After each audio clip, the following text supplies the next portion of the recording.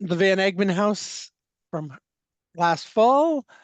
I'm going to do a bit of a territorial acknowledgement for the Van Egmond House. Van Egmond House is located within the Huron Tract Purchase, Treaty Number 29 of 1827, on the traditional lands and territory of the Anishinaabe people of the Three Fires Confederacy of Ojibwa, Ottawa, and Potawatomi nations. These First Nations groups are the stewards of these lands, waters, and resources in their territories, including archaeological resources and cultural heritage values.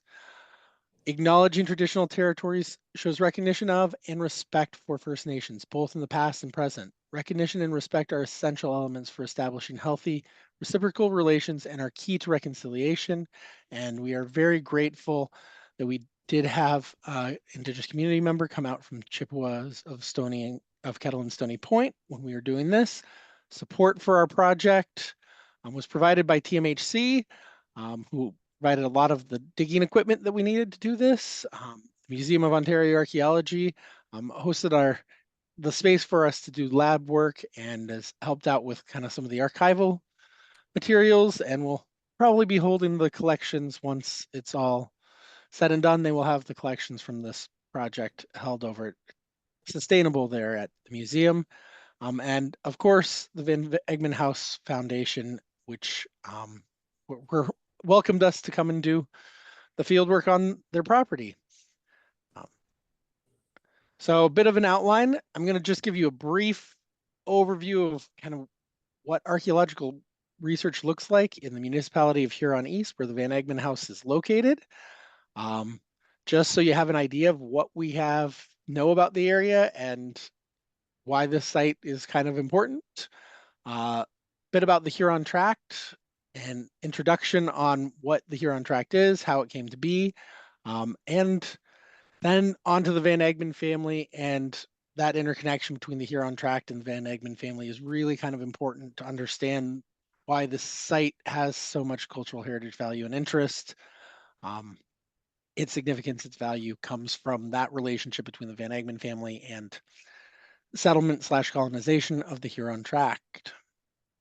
And then finally, I'll get to the previous archaeological work done on the site, and then we'll end with results from our 2024 field work, and I'll happily answer questions at the end of that. Okay, data from Past Portal from the ministry there says that there are only 36 archaeological assessments conducted in the municipality of Huron East. However, the 4 assessments done, or 5 assessments done for Van Egmond are not included in that list. So there's at least 40 assessments, but Past Portal's data is incorrect.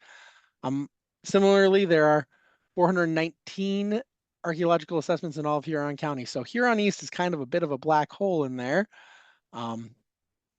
There are only 7 registered sites in Huron East, 2 of which are Van Egmond site because it's been registered twice, once as a 19th century site and the Indigenous component at the site was registered separately under a separate board number. So it represents 2 of the 7 registered archaeological sites in Huron East.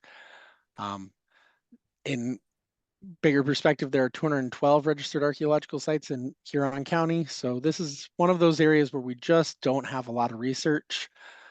From an archaeological standpoint, this area is kind of a blank space on the map. We don't have a lot of data to go on. We don't know much about what was going on in the area, at least from an archaeological perspective. There's quite a bit of historical documentation that we can draw from, but even that is somewhat limited. So this is an area that just doesn't have a lot to tell.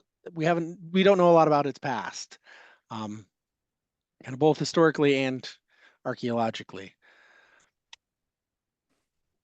So the Huron Tract. The Huron Tract is approximately 2.76 million acres of land, subject originally to Provisional Treaty Number 27.5 between the local First Nations of the Three Fires Confederacy and the British Crown, and was signed April 26th, 1825, almost exactly 200 years ago.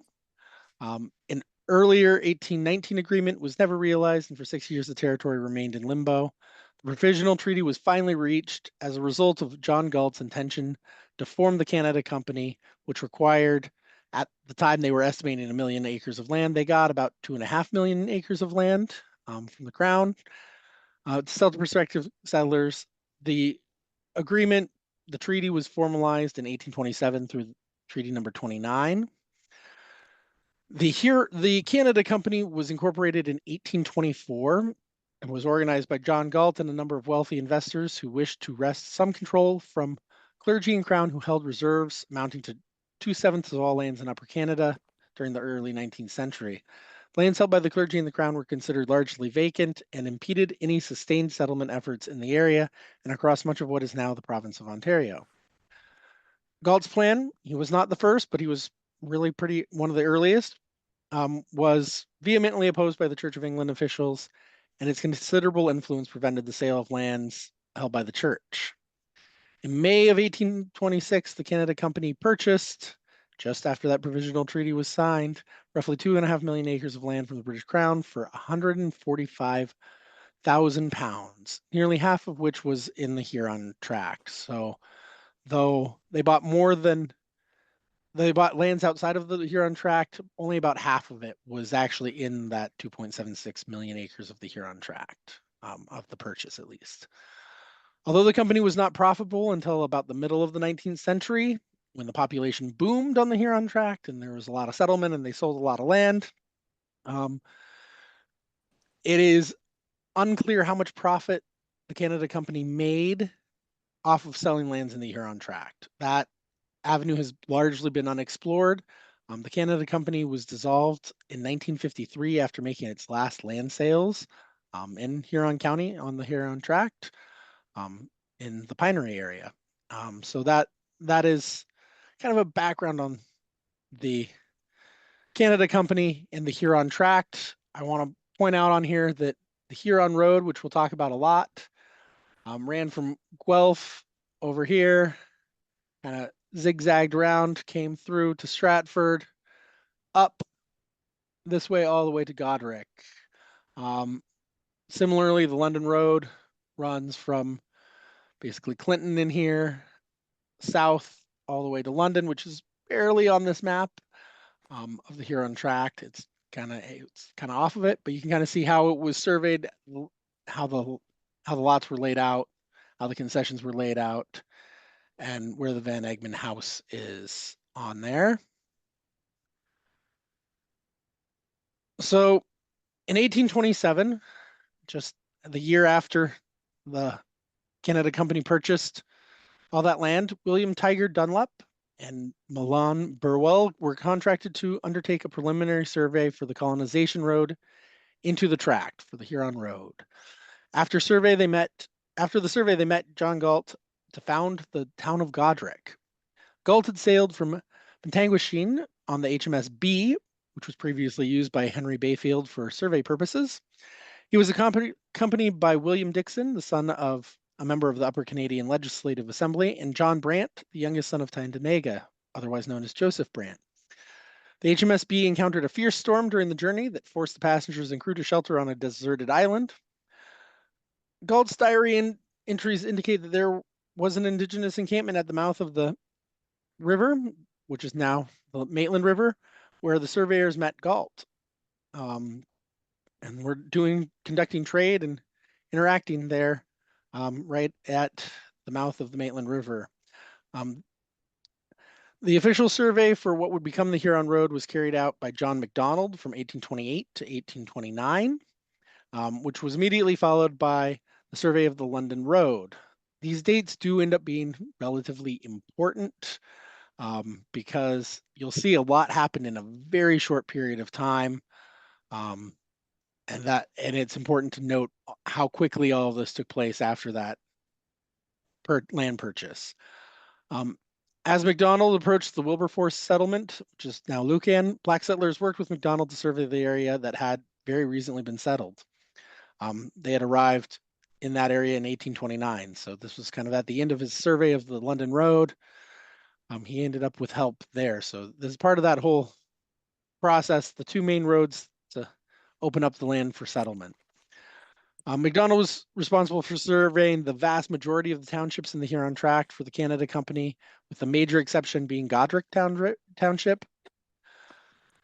William Tiger Dunlop had an extraordinary life and was quite a character. He was an army officer, surgeon, Canada Company official, author, justice of the peace, militia officer, politician, and office holder. Um, However, and you'll see some of the evidence of this on the map, from 1815 to 1820, Dunlop was in India as a journalist and possibly on some sort of business venture, maybe working for the military. It's really unclear exactly what he was doing there. We know he did write articles for newspapers while he was there, but exactly what he was doing, it's unclear. Either way, his experience seems to have translated to his initial names for the planned settlements along the Huron Road. As you'll see here, this is Belongee, which is right where Seaforth it would be. Seaforth is actually really more here. I'm assuming you can see my pointer. I should probably see if I can turn that on, but either way. Pointer options. Laser pointer. There we go. Haha. Yeah. So this is the kind of planned settlement for Seaforth. Seaforth actually ended up being here. Egmondville and Van Egmond House ends up here.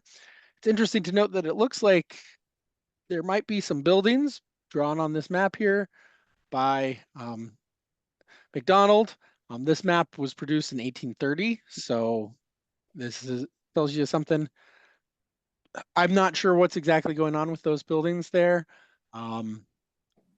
It's not like there's a lot of notes on what that is on there. I have read through John McDonald's notes. There's not much saying on that. Um, the Huron Road was relatively unique at the time. Normally, settlers were responsible for constructing and maintaining roads as part of the terms of their land grants. However, to facilitate settlement, the Canada Company built several main roads, including the Huron Road and the London Road. Galt made plans for 3 inns to be erected along the course of the Huron Road, where settlers could stay on their journey into the deeper reaches of the tract. In the following years, hundreds of families utilized the inns as they made their way through Huron County. The Canada Company often constructed temporary residences for accommodation of the settlers until they were able to build their own homes. The Huron Road's construction, in particular, was a source of contention between Galt and the directors of the Canada Company. Although the road was opened in December 1828, the directors allowed only £3,000 for its completion, but just made a third of it available, so £1,000 available to be paid out.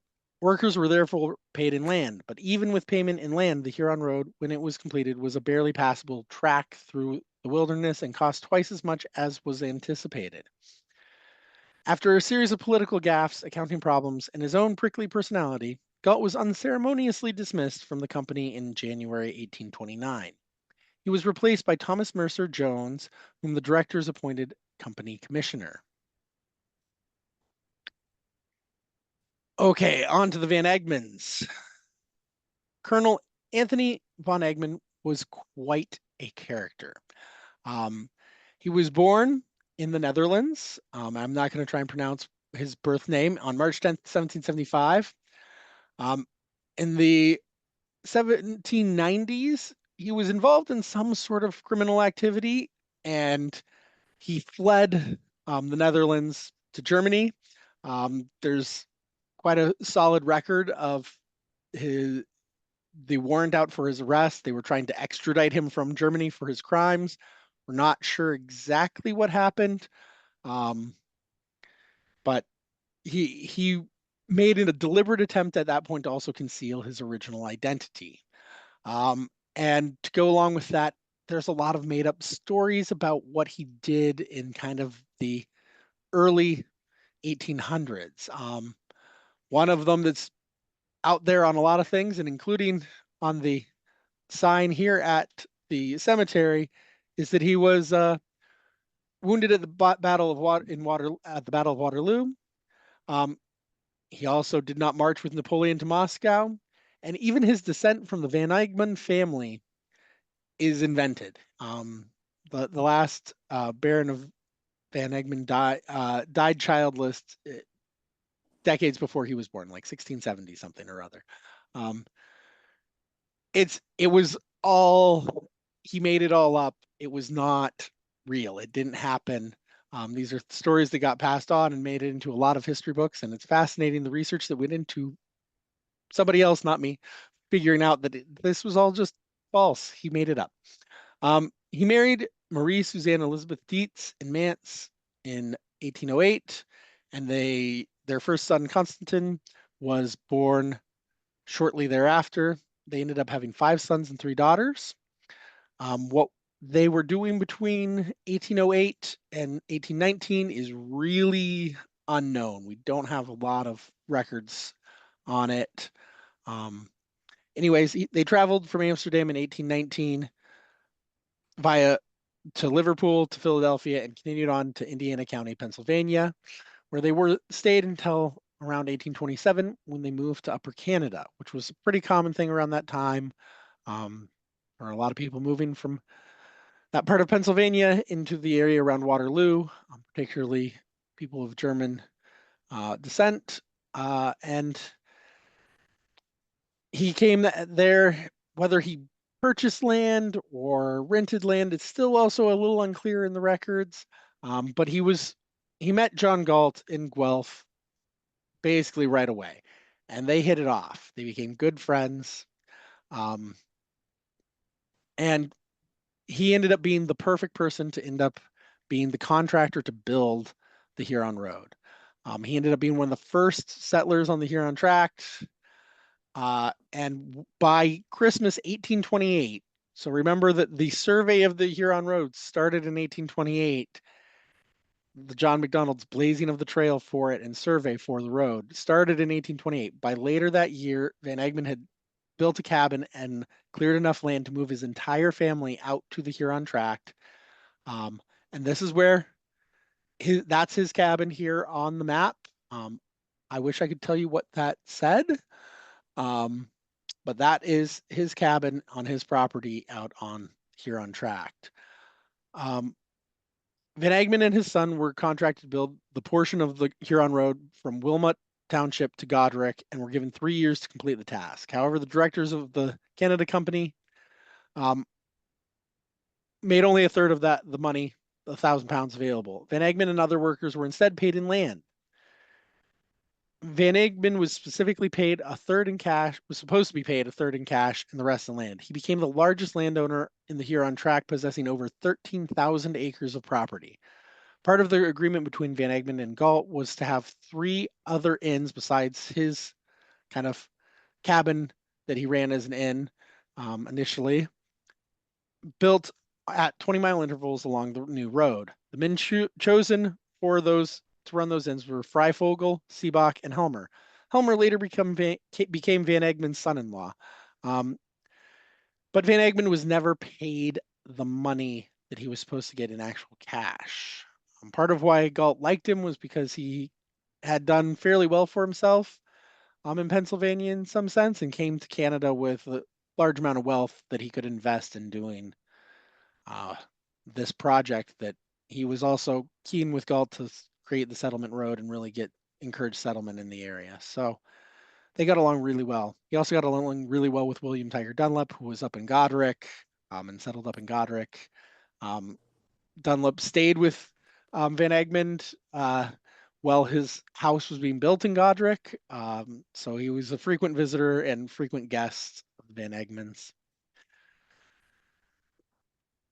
But things kind of went wrong. Van Egmond quickly grew to dislike Thomas Mercer Jones, despite having had him over for a celebration when the first harvest of wheat came in 1830. He did a big celebration. Less than 2 years after he'd moved on to the Huron Tract, he had a harvest of wheat from his property. So they worked very quickly. But by 1833, Van Egmond was suing the Canada Company because they refused to pay the cash balance on the road contract. In 1835, Van Egmond became the president of the Huron Union Society and became a member of the Reform Party.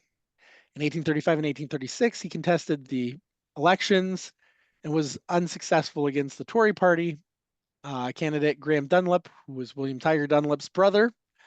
The election results and his frustrations with the Canada Company pushed him to join William Lyon Mackenzie's movement at that time. On December 7th, 1837, Van Egmond arrived at Montgomery Tavern to take command of the ragtag rebel forces. And this is the Montgomery Tavern, or woodcutting of the Montgomery Tavern.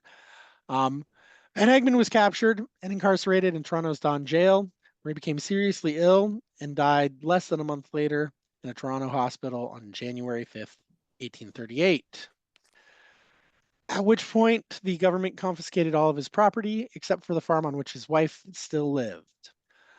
None of it was ever returned to him or his family, um, despite an official pardon being issued posthumously by the British government.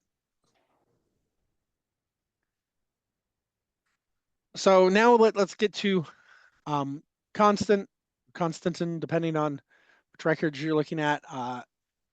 He is Van Egmond's eldest son and the one who built Van Egmond House. He received the grant for Lot 11, Concession 2 on December 16th, 1838 from the Canada Company. So basically just less than a year after, or just about a year after his father had left for Montgomery's Tavern. Um, the tragedy of his father would have crushed many families, but the Van Egmonds, under the leadership of the colonel's wife, recovered and prospered. In this, they were aided by the fact that Madame Van Egmond, and she was referred to as Madame, and the five sons, Constant, Edward, Leopold, William, and August, held property in their own right. Their three daughters were all married. Susan and Louise married local farmers, Thomas Govenlock and Richard Thwaites. Mary was wed to Andrew Helmer, who operated one of those hotels on the Huron Road. Um, Constant had already kind of been potentially living in this area. He might have been near where he built the Van Egmond House as early as 1832, farming, milling, and storekeeping. In 1842, he married Anne Johnson, and together they had 6 children. In the same area, Constance's siblings Leopold was a gunsmith and owned a large block of land in what became Egmondsville, and owned a sawmill.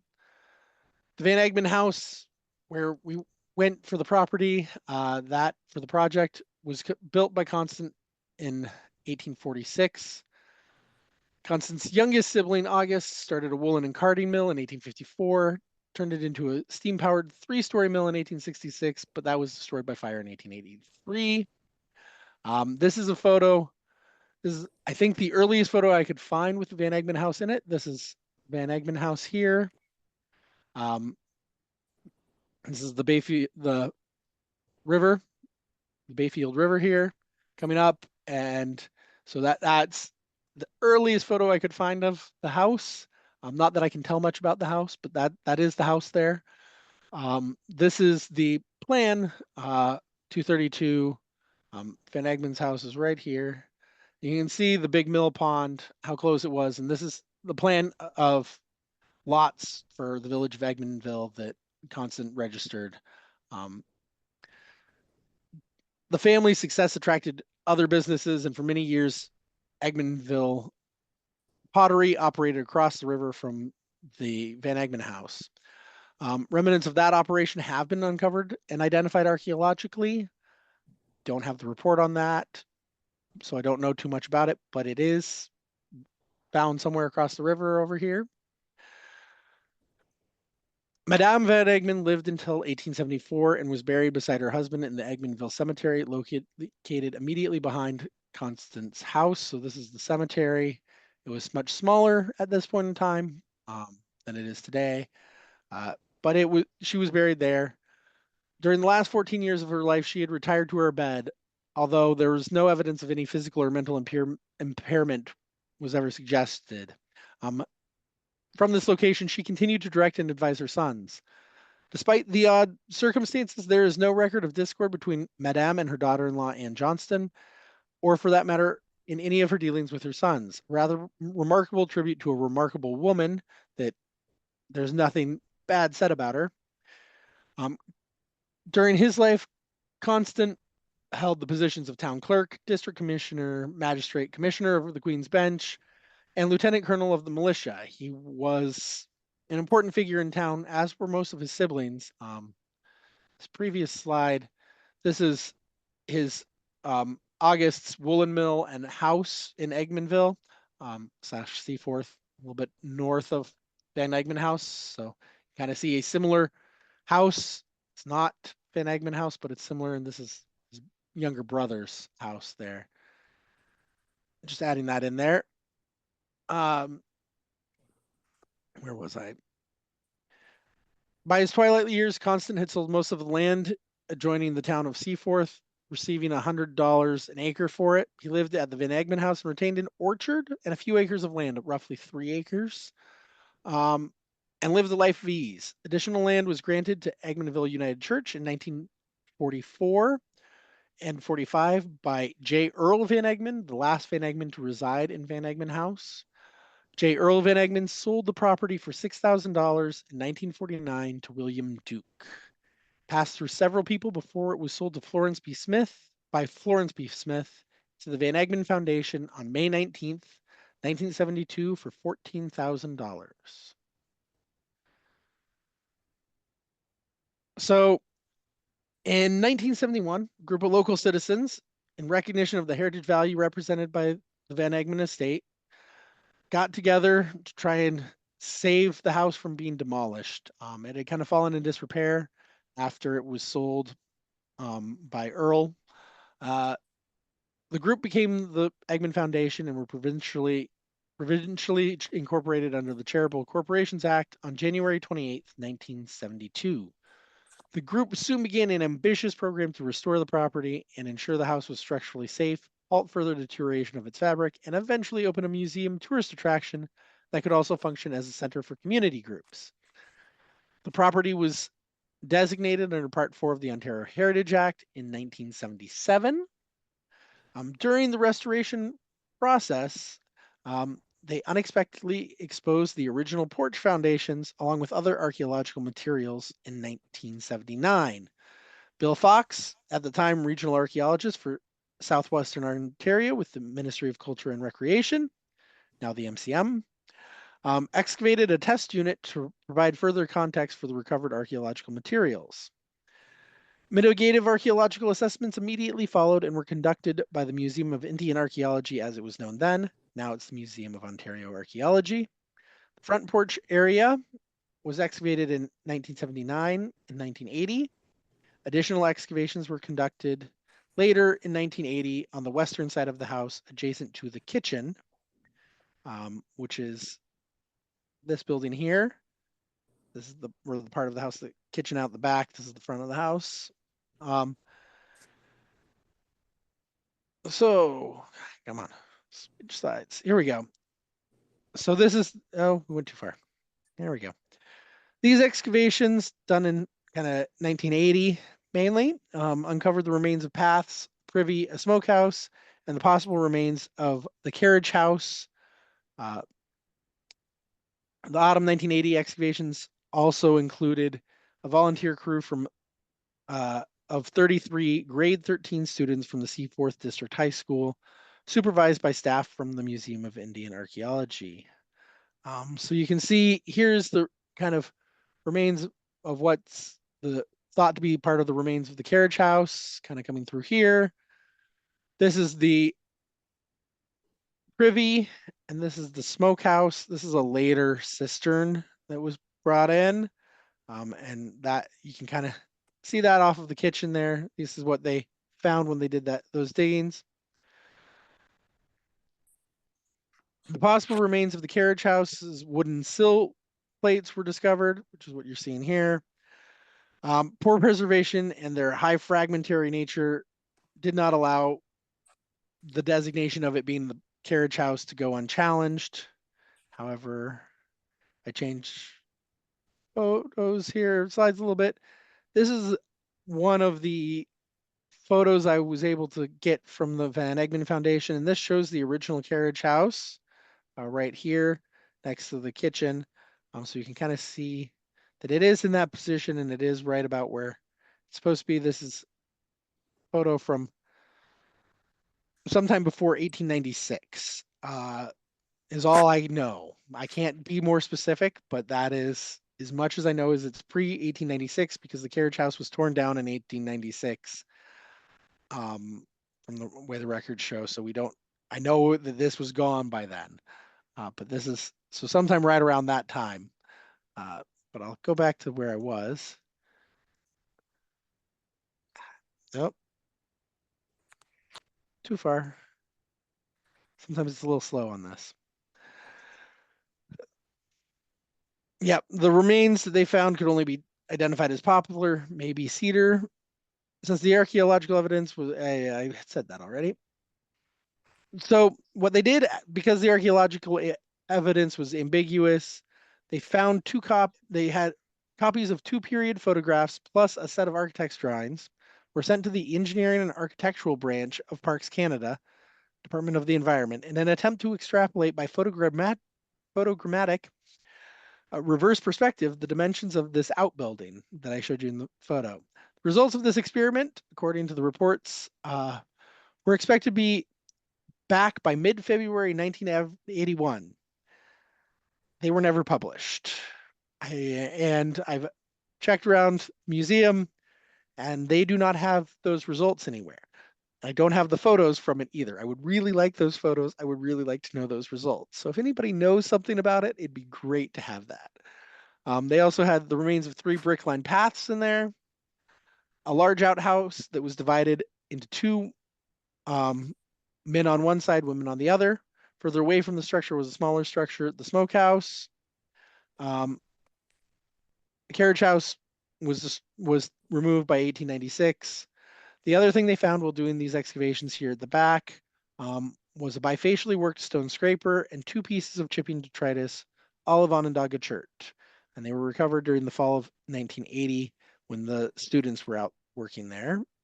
Exactly where in their excavations is not noted in anything, unfortunately.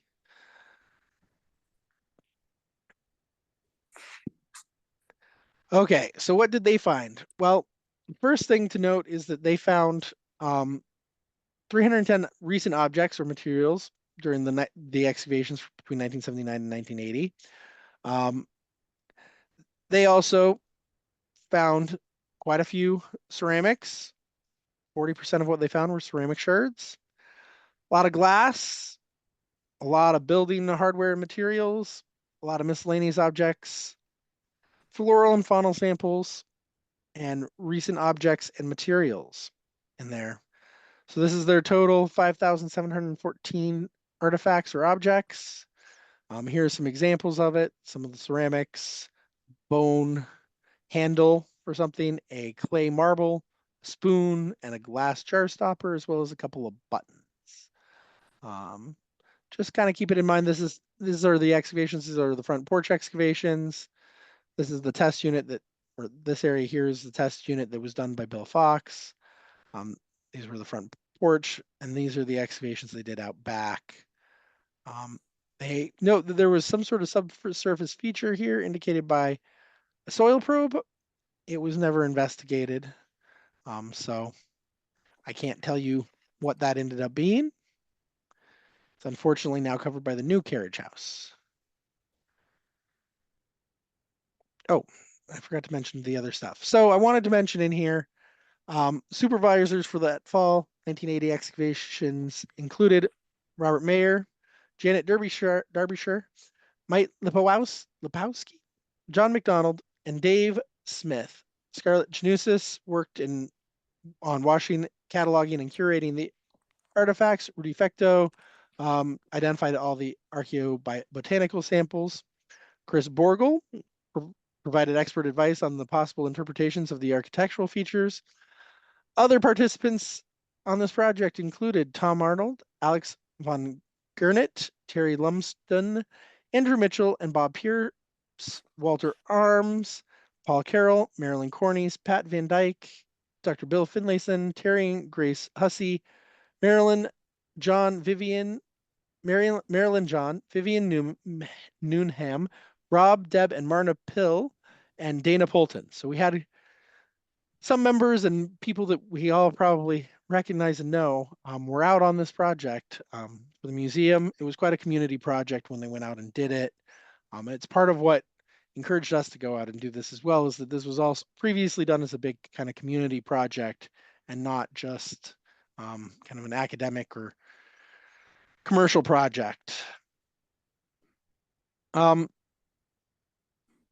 So in addition, in November 1980, the museum conducted a survey by power auger.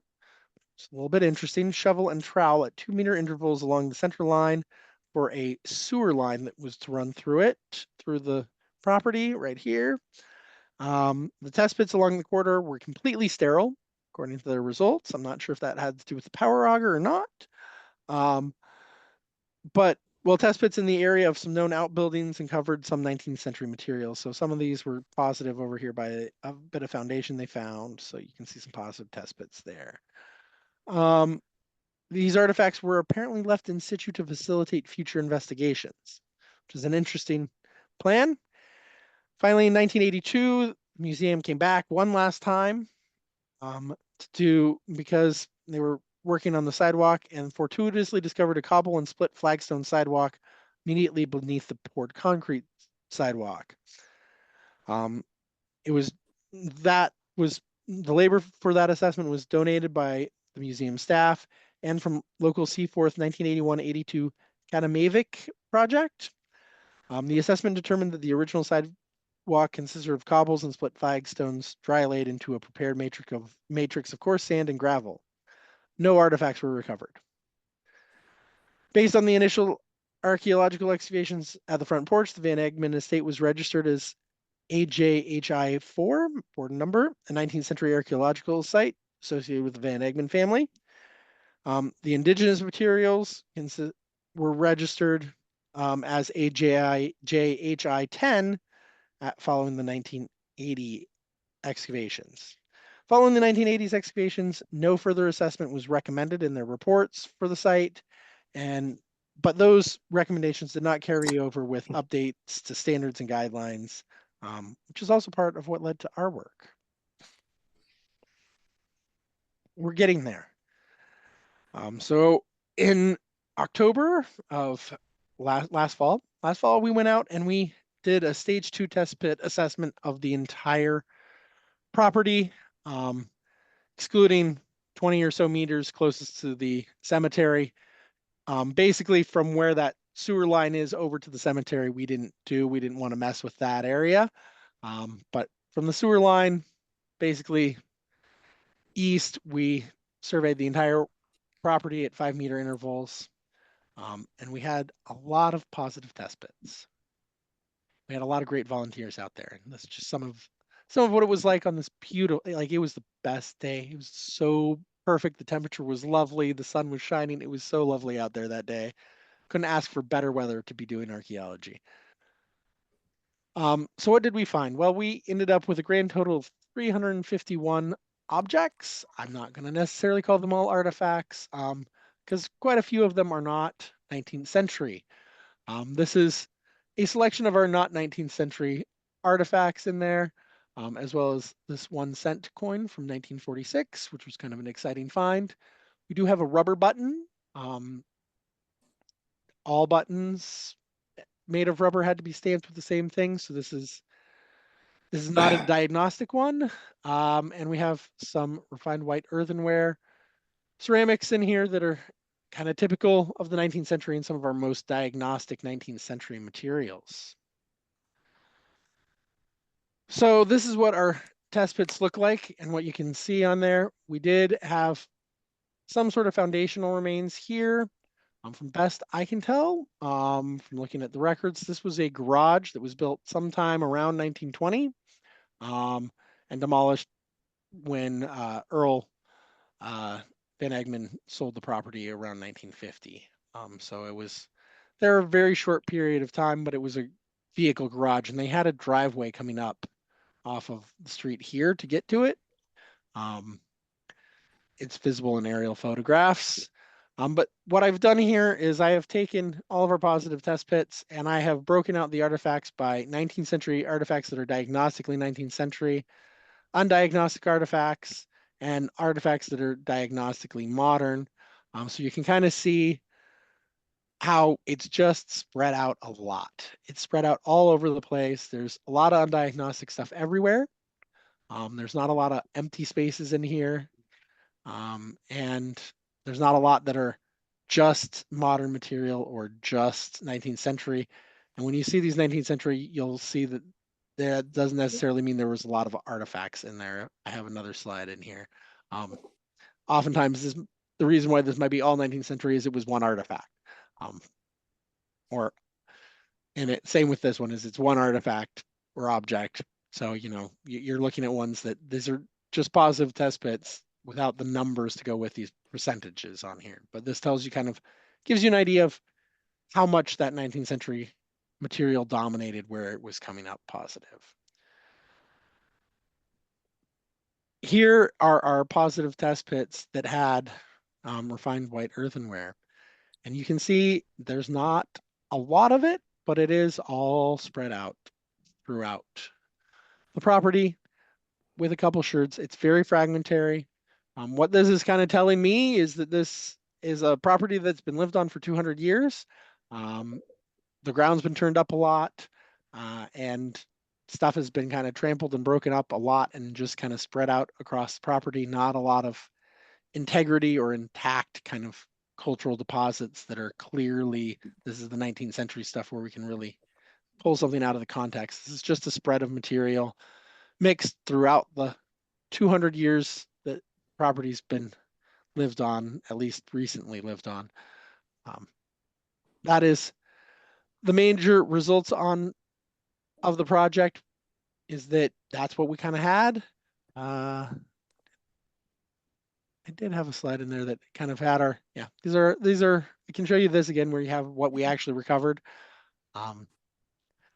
Wasn't the most exciting materials, but everybody had a blast being out there because everybody got to find stuff because there was almost all of them were positive test pits. We had 87 positive test pits.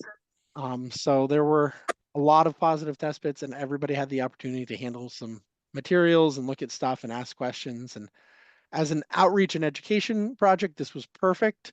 From an intellectual learning a lot about what was going on at the site, it did not tell us much. I would say that the thing that I would note most about that is that their recommendation that no further work needed to be done on the property, even though they hadn't really tested the whole property, was probably pretty accurate and probably a good call at the time. Not a lot, they didn't think a lot could be learned from doing much more digging out there. I would say that there is a well right around here. That feature I think should be maintained, and if they ever plan to do something in that area, it should be excavated. Wells have lots of cool stuff often deposited in them. It's just an old well right in here. We clearly had some 19th century material coming out of this. I would say that this area is some of our best integrity of 19th century stuff, but there's still some mix of modern materials in there. I think a lot of this area is pretty disturbed. One of the topo maps appears that there was some sort of barn around here. In one of the early topo maps, I haven't found any other reference to it. I will keep digging. I've not finished all of the background research on it. I'm hoping that I can find something that will tell me a little bit more about what was on the property. I was hoping for some more photos of the property from at least the early 1900s, but so far I have not been able to find them. Okay, so I want to have a big thank you to all of our volunteers, all of the people who helped us out in the lab, and special thanks to Terry Johnson from Kettle and Stony Point First Nation who came out and helped out and was great digger, helped us out and had a great time with all of us. Ayla, who was our did all the fines analysis for me and was a lab extraordinaire. Brianne Ribel, who was the education outreach coordinator for the main body of the OAS, she helped with a lot of fines processing and was also a lab extraordinaire for us. Rhonda and Heather over at MOA, Wendy Jacob and Herman Mui from the Van Egmond Foundation, Holly Martell for supporting this project from TMHC, and all of those wonderful people who helped us out. And that is it.